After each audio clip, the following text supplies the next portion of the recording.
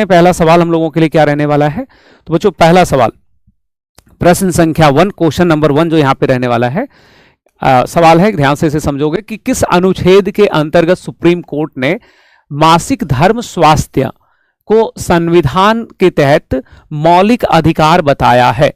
तो बच्चों menstrual cycle जो है उसको फंडामेंटल राइट्स के अंतर्गत जो है वो किसने एक्सप्लेन किया है। ठीक है, तो ये आपको यहां पे बताना है किसने एक्सप्लेन किया है इसको, मेंस्ट्रुअल साइकिल को बच्चों किसने यहां पे एक्सप्लेन किया है कि ये फंडामेंटल राइट है। तो इसमें राइट आंसर है कि अनुच्छेद 21 के अंतर्गत। किसके अंतर्गत बच्चों?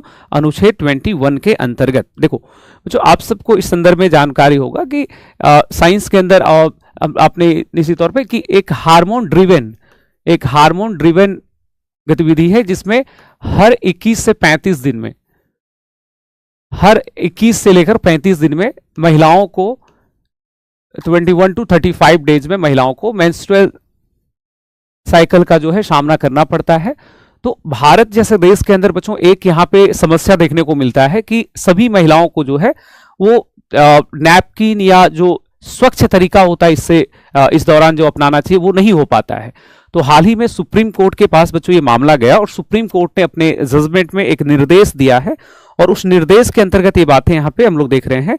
सुप्रीम कोर्ट ने जो निर्देश दिए बच्चों वो निर्देश है कि भारत में सुप्रीम कोर्ट ने जो है मासिक धर्म चक्र जो है या इसी को हम लोग बोलते हैं मेंस्ट्रुअल साइकिल, तो उसको लेकर के निर्देश दिए हैं। क्या निर्देश दिए भाई? तो बच्चों इसमें निर्देश दिया गया है, किसने निर्देश दिए हैं? तो 21 आर्टिकल के अंतर्गत अनुच्छेद 21 के अंतर्गत अंडर आर्टिकल 21 अंतर्गत सुप्रीम कोर्ट ने इसे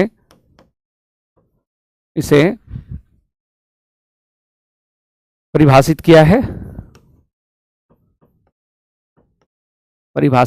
है तथा निम्न निर्देश दिए हैं।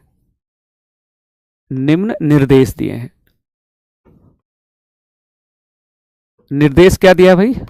तो निर्देश ये है कि जितने भी गवर्नमेंट हैं, चाहे जितनी भी सरकारें हैं, यहां लिख देते हैं सरकारों तथा प्लस यूनियन टेरिटरीज में, सरकारों में से यहां पे राज्य सरकार भी हो गया, प्लस जितने भी विद्यालय हैं, इन सबको निर्देश दिया गया है। क्या निर्देश है बच्चे? तो इन सबको निर्देश दिया गया है कि लड़कियों को फ्री ऑफ कॉस्ट, निःशुल्क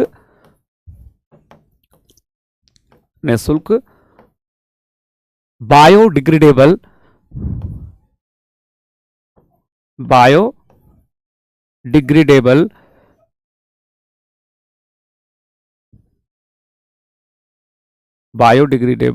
सैनिटरी नैपकिन उपलब्ध कराना अनिवार्य होगा।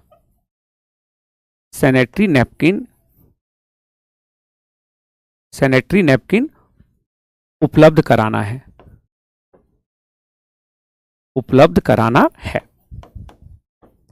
ठीक है, तो बिल्कुल यहां पे समझोगे भारत में जितनी भी सरकारें हैं, भाई केंद्र का हो, राज्य की हो या यूनियन टेरिटरीज हो या जितने भी स्कूल हैं, सबको सुप्रीम कोर्ट ने निर्देश दिया है कि लड़कियों के लिए जो है वो एक बायोडिग्रेडेबल सैनिटरी नैपकिन जो है उन्हें फ्री ऑफ कॉस्ट, निःशुल्क उन्हें उपलब्ध कराना है। ठीक है, तो ये चीजें यहां पे बताई गई हैं बच्चों। केवल इतना ही निर्देश नहीं दिया गया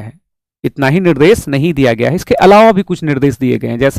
जैसे और अन्य निर्देशों में से ये भी है कि स्कूलों में बोला गया है कि स्कूलों में जो स्कूल हैं, जितने भी स्कूलों में लड़के और लड़कियों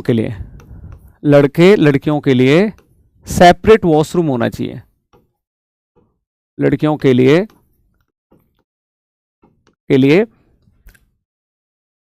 अलग अलग शौचालय का भी प्रबंध करना है।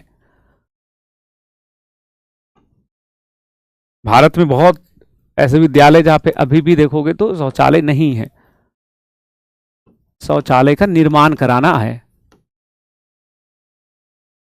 शौचालय का निर्माण कराना। ठीक है, तो ये भी इसके अंतर्गत निर्देश दिए गए हैं।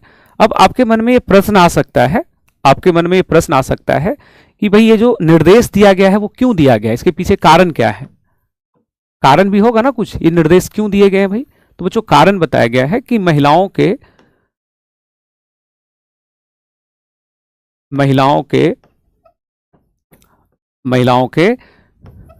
स्वास्थ्य, महिलाओं के स्वास्थ्य, इसके अलावा महिलाओं की जो प्रतिष्ठा है, उनकी जो आत्मसम्मान है, डिग्निटी है, प्रतिष्ठा तथा स्वास्थ्य, प्रतिष्ठा तथा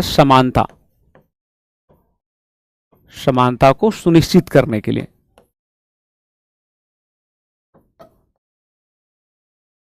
सुनिश्चित, to ensure the health, dignity and equality of the women, सुनिश्चित करने के लिए। तो इसलिए बच्चों ये निर्देश यहां पे दिए गए हैं। ठीक है, इसलिए निर्देश दिए गए हैं। अब अभी मैं एक कमेंट पढ़ रहा हूं, एक बच्चे का बोल रहा है कि सर ये क्या होता है। इस बच्चे का सवाल है कि ये सर क्या होता है। बाबू आपने साइंस के अंदर पढ़ा होगा कि भाई महिलाओं को जो है एक हार्मोनल ड्रिवेन जो है एक प्रक्रिया है, जिसके अंतर्गत उनको हर 21 से 35 दिनों के अंदर मेंस्ट्रुअल साइकिल से जो है गुजरना पड़ता है।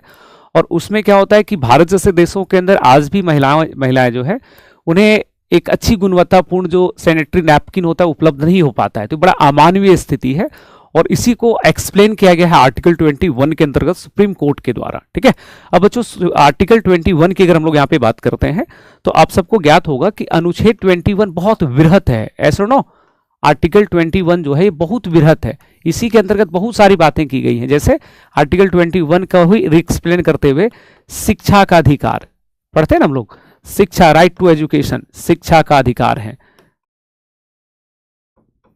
Article 21A। उसी तरह से इसी के अंतर्गत बोला जाता है शिक्षा के अधिकार के साथ साथ सूचना का अधिकार, राइट टू इंफॉर्मेशन, सूचना का अधिकार लोगों को प्राप्त है। ठीक है, इसी के अंतर्गत जो है लोगों को बहुत सारा भोजन का अधिकार, आपको उचित भोजन मिलेगा, भूख से नहीं मरोगे। उसके बाद है साफ वातावरण, स्वच्छ वातावरण, जीवन अनुकूल वातावरण, सब इसी के अंतर्गत एक्सप्लेन किया जाता है। जीवन अनुकूल वातावरण, इन्वायरमेंट। ठीक है, तो ये सारी बातें आप ध्यान रखेंगे। उसके बाद बच्चों नेक्स्ट अगर इसी आर्टिकल में हम देखेंगे तो इसमें और भी आर्टिकल्स थे, जैसे आर्टिकल 17। तो इसमें क्या है, छुआछूत का अंत है ना, एलिमिनेशन ऑफ द अनटचेबिलिटी, छुआछूत का अंत। नोट करके अलग से लिख लेना कि आर्टिकल जो इंपॉर्टेंट आर्टिकल 17 में क्या है, छुआछूत का अंत। भाई कोई किसी के साथ छुआछूत की जैसी बातें नहीं करेगा, जाति धर्म या किसी भी आधार पे। आर्टिकल 19 में क्या है भाई, मौलिक स्वतंत्रता, मौलिक स्वतंत्रता, फंडामेंटल फ्रीडम। उसी तरह से देखोगे बच्चे तो यहां पे आर्टिकल 23 जो हम लोगों का है वो है शोषण के विरुद्ध अधिकार, right to against the exploitation, शोषण के विरुद्ध अधिकार। तो ये सारी बातें आपको ध्यान रखना है, ये सारी बातें आपको ध्यान रखना है। ठीक है, और उसके बाद हम लोग यहां पे एक चीज और नोट करेंगे कि बिहार, किन राज्यों में ये सुविधा पहले से लागू है। तो बच्चे आप इसमें नोट कर लेना कि पहला जो राज्य है, पहला राज्य जहां पे ये सुविधा पहले से है, ये जो सैनिटरी नैपकिन को फ्री बांटने की बात हुई है ना, तो इसको फ्री बांटने का जो पहला जो राज्य है, पहला राज्य वो कौन है? तो वो जो पहला राज्य जो इसको बांटने वाला है फ्री में, बिहार में बहुत पहले से ही है ये। तो पहला राज्य इसमें बच्चों बिहार था। बिहार के बाद केरल है, केरल के अलावा ओडिशा है। अन्य राज्यों ने पहले ही पहल किया हुआ है। तो अगर ऐसा कोई क्वेश्चन बने कि क्या बिहार में पहले से लड़कियों को सैनिटरी नैपकिन फ्री बांटा जाता है, बोलोगे हाँ बांटा जाता है। ठीक है, तो इसको ध्यान रखेंगे आप। सर जेपीएससी में क्लास कब से होगी? बाबू आज से आपका स्टार्ट करने का है, देखते हैं कैसे करेंगे। आज से, अगर आज नहीं हो पाए तो निश्चित तौर पे कल से आपकी क्लास होगी। आगे बढ़े बच्चे, नेक्स्ट क्वेश्चन पे आते हैं। नेक्स्ट हम लोग के सामने सवाल है कि विदेशी मुद्रा भंडार के मामले में दुनिया का शीर्ष देश कौन बन गया है? बच्चों बन नहीं गया है, वही देश पहले से ही है। शीर्ष देश है बच्चों चाइना, दुनिया में सबसे ज्यादा विदेशी मुद्रा भंडार किसके पास है? चाइना। कितना इसके पास मुद्रा भंडार है भाई? तो इसके पास जो मुद्रा भंडार है बच्चों वो है लगभग 3400, थोड़ा सा घटा है, 3600 पहले था, लगभग 3400 बिलियन डॉलर। प्लस दे देना।